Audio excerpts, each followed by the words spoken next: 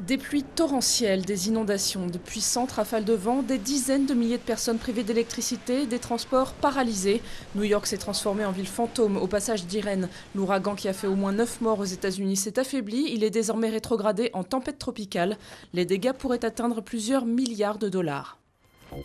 La rébellion ne serait plus qu'à quelques dizaines de kilomètres de Sirte, dernier grand bastion de Mouammar Kadhafi en Libye. Sur les fronts Est comme Ouest, les rebelles disent conforter leur position.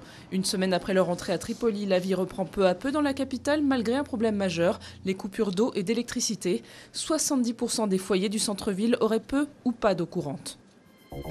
Un seul mot à la bouche du PS dimanche en clôture de l'université d'été de La Rochelle, unité. Après 3 jours de démonstrations de force et de commentaires sur les derniers sondages, les 6 candidats à la primaire se sont prêtés au jeu de la photo de famille. Harlem Désir a secoué ce climat bon enfant par un violent réquisitoire contre la majorité de Nicolas Sarkozy. Le patron du PS par intérim a qualifié le ministre de l'Intérieur Claude Guéant de « triste copie » du frontiste Bruno Gollnisch, propos immédiatement condamnés par le gouvernement.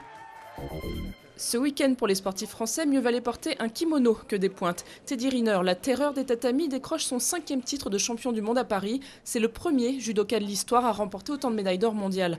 En Corée du Sud, Christophe Lemaître n'a pas eu autant de chance. Le sprinter termine seulement 4e de la finale du 100 mètres des mondiaux d'athlétisme. Une épreuve marquée par la disqualification pour faux départ du favori, le Jamaïcain Usain Bolt.